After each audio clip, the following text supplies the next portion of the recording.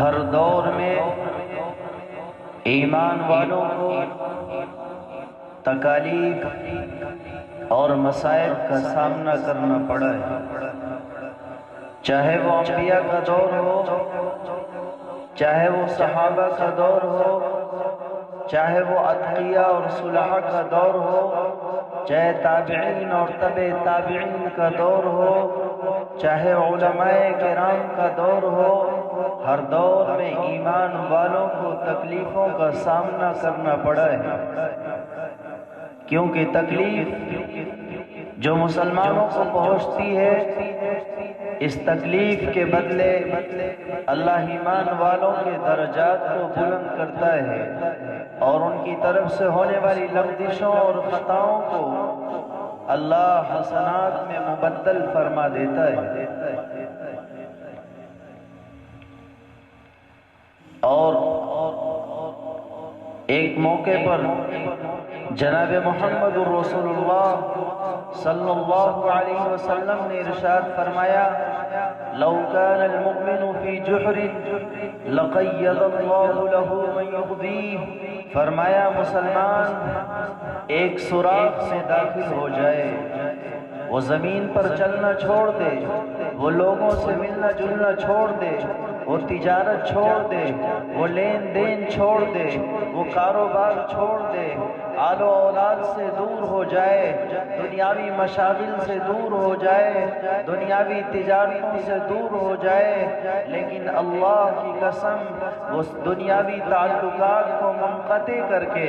وہ پہاڑ کی گفاؤں میں داخل ہو جائے، وہ کسی تاریک جگہ پر داخل ہو جائے، کسی سوراخ میں بیٹھ کر تنہا عبادت کرنے والا بن جائے، لیکن اللہ کے نبی علیہ السلام نے ارشاد فرمایا، مومن ساری چیزوں کو چھوڑ کر کسی سوراخ میں بھی بیٹھ جائے، اللہ وہاں بھی ایسی مخلوق اور ایسے لوگوں کو مسلط کر دے گا جو اسے تکلیف پہنچائیں گے۔ یہ تکالیف کا آنا یہ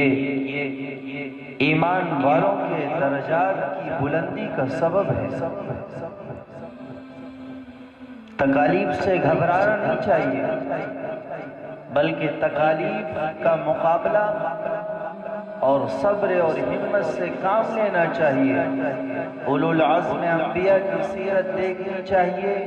صحابہ کرام کی کردار دیکھنی چاہیے، صحابہ کرام کی تکالیف کو یاد کرنا چاہیے کہ ہماری تکالیف ان کے مقابلے میں کیا ہے، ہماری مشقتیں ان کے مقابلے میں کیا ہیں۔ ایک دفعہ حضرت خباب رضی اللہ تعالیٰ جناب محمد رسول اللہ صلی اللہ علیہ وسلم کی خدمت میں پہنچتے ہیں۔ حضرت خباب فرماتے ہیں کہ میں نے دیکھا حضور خانہ کعبہ کے سائے میں بیٹھے ہوئے ہیں اور آپ خانہ کعبہ کی دیوار سے ٹیک لگائے ہوئے ہیں۔ میں نے سلام کرنے کے بعد عرض کیا، یا رسول اللہ، کیا آپ ان کفار کے لیے دعا نہیں فرماتے کہ اللہ تعالیٰ ان کی تکالیف سے ہمیں نجات عطا فرمائے، اللہ تعالیٰ ان کی طرف سے دی جانے والی اذیت سے ہمیں نجات عطا فرمائے، اللہ تعالیٰ مسلمانوں کو ان کفاروں مشرکین پر غلبہ عطا فرمائے۔ حضرت خباب رضی اللہ تعالیٰ عنہ فرماتے ہیں، میں نے دیکھا حضور ٹیک چھوڑ دیتے ہیں اور آپ کی رگ پھول جاتی ہے اور آپ کے چہرے کا رنگ متغیر ہو جاتا ہے، آپ کے چہرے کا رنگ بدل جاتا ہے، اور فرماتے ہیں خباب،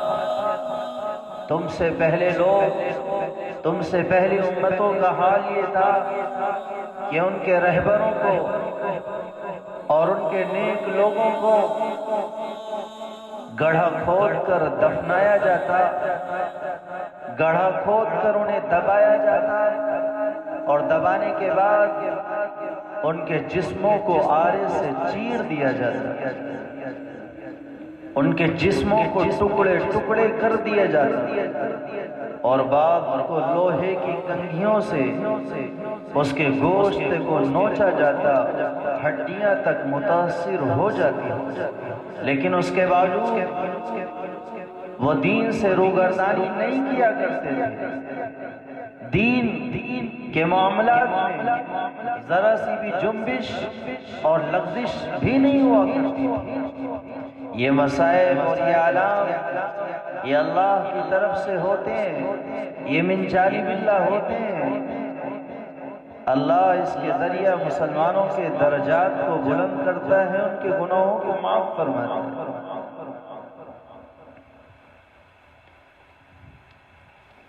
ہمیں مصائب اور آلام سے گھبرانے کی ضرورت نہیں ہے۔ جب اللہ تعالیٰ خود حضرت انس رضی اللہ تعالیٰ عنہ کا بیان ہے، سید عالم صلی اللہ علیہ وسلم نے فرمایا، جب اللہ کسی بندے کے ساتھ بھلائی اور اس کو برائیوں سے پاک کرنا چاہتا ہے تو اس پر بلائیں اور مسلسل پریشانیاں نازل فرماتا ہے، اس پر مصیبتوں کے انبار توڑتا ہے۔ جب وہ بندہ دعا کرتے ہوئے کہتا ہے یا اللہ، تو فرشتے کہتے ہیں یہ آواز تو جانی پہچانی ہے۔ دوبارہ جب وہ بندہ اللہ کو پکارتا ہے تو اللہ کی طرف سے جواب ملتا ہے، میں تیری ضرور مدد کروں گا، جو تو مانگے گا تجھ کو وہ دوں گا۔ جب آج ہم پر مصائب اور آلام کے پہاڑ ٹوٹ پڑے ہیں اور ایسے حالات میں جب بندہ پکارتا ہے تو فرشتے کہتے ہیں یہ آواز تو جانی پہچانی ہے، اور بندہ پھر جب پکارتا ہے تو اللہ کہتا ہے ضرور میں تیری مراد کو پورا کروں گا اور تیری مدد کروں گا، جو تو مانگے گا تجھ کو وہ دوں گا، یا اس کے بدلے میں تجھ سے کسی برائی کو دفع کر دوں گا،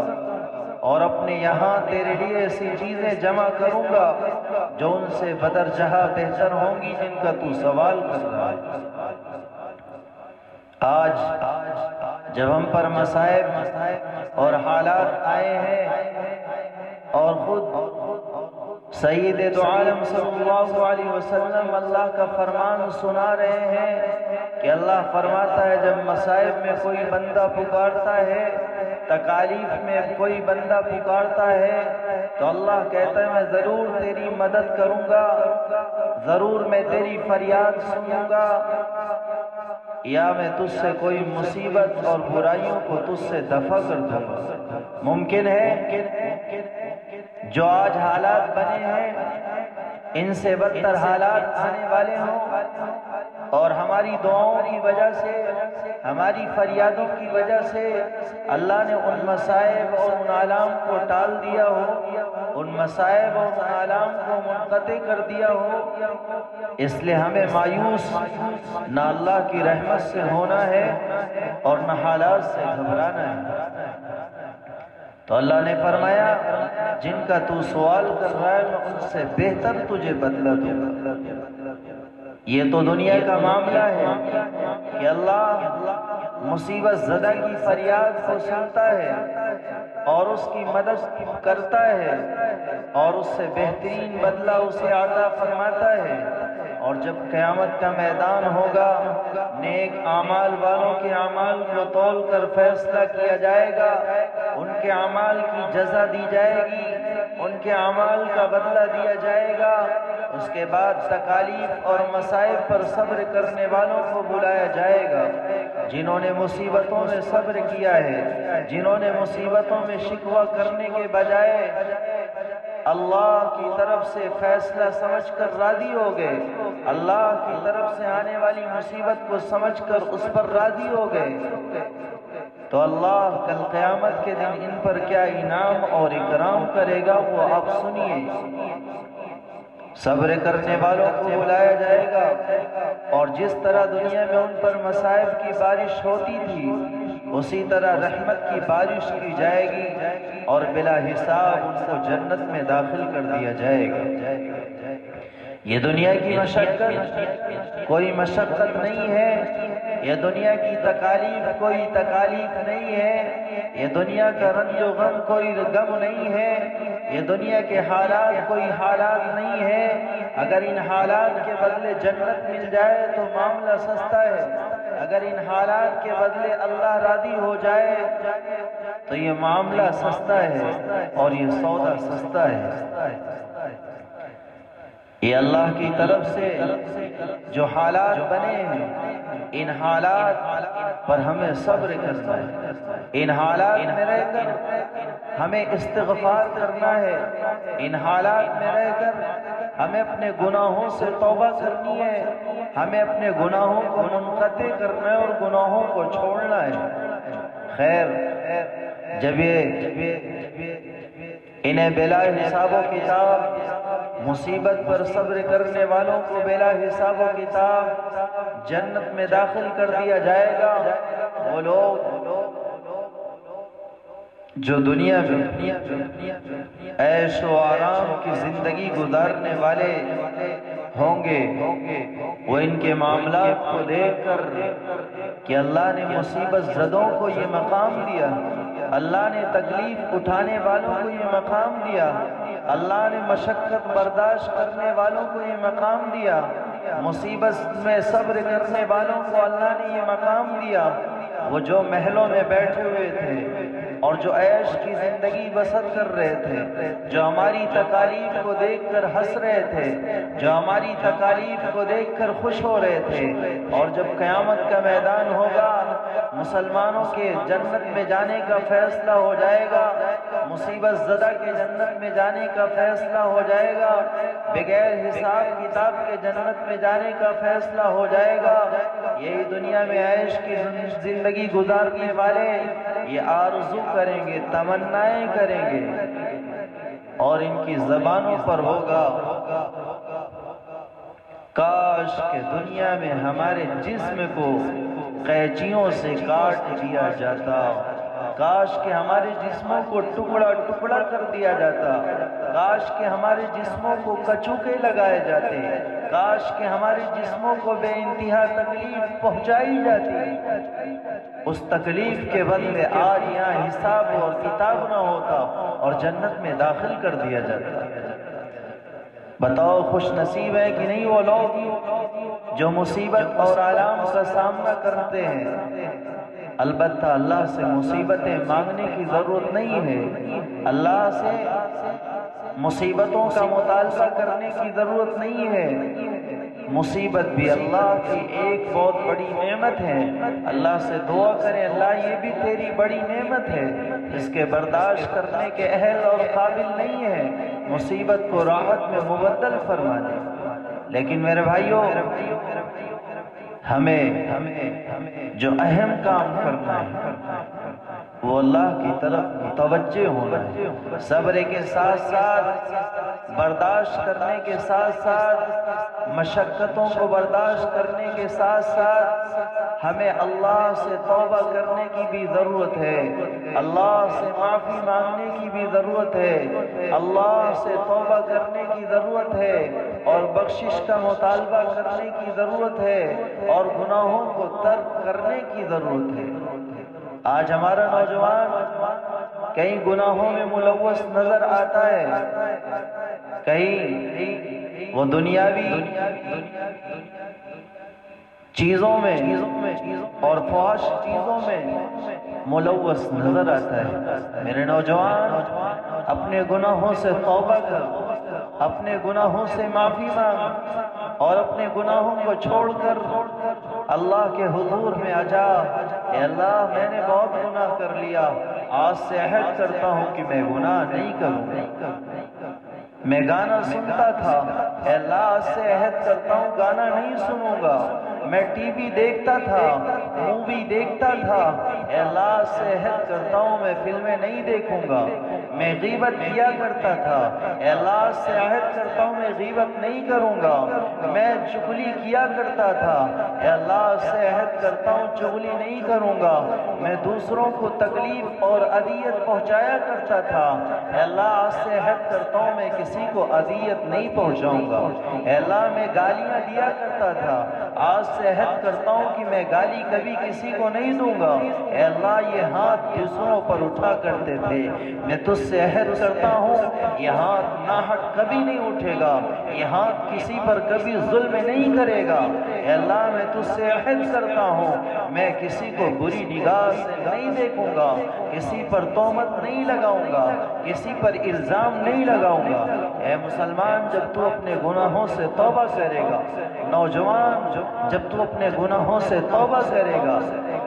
اللہ کے نبی علیہ السلام نے ارشاد فرمایا من لزم الاستغفار جعل اللہ من كل ضيق مخرجا ومن كل هم فرجا ورزقه من حيث لا يحتسب۔ فرمایا جو شخص گناہوں سے معافی کو لازم پکڑ لے،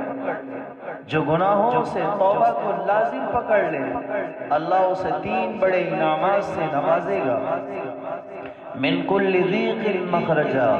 ہر تنگی سے نکلنے کا راستہ بنا دے گا۔ ومن کل ہم فرجا، اللہ رنج و غم سے پاک فرما دے گا، مصیبت اور آلام سے پاک فرما دے گا، دنیاوی تکالیف اور مشقت سے پاک فرما دے گا۔ وَرَزَقَهُ مِنْ حَيْثُ لَا يَحْتَسِبُ، اور اللہ ایسی جگہ سے رزق دے گا جہاں سے بندہ گمان بھی نہیں کر سکتا۔ جس رزق کے لیے آج لوگ پریشان ہیں، اللہ ایسی جگہ سے وہ رزق عطا فرمائے گا جہاں سے ہم گمان بھی نہیں کر سکتے۔ اس لیے میرے بھائیوں ہم توبہ کو لازم پکڑیں اور استغفار اور گناہوں سے توبہ ہم یہ اپنے لیے لازمی کر لیں اور اللہ سے عہد کریں اللہ جو گناہ ہم نے کیا تھا ہمارے گناہوں کو معاف فرما دے، آج سے ہم ایسا گناہ کبھی نہیں کریں۔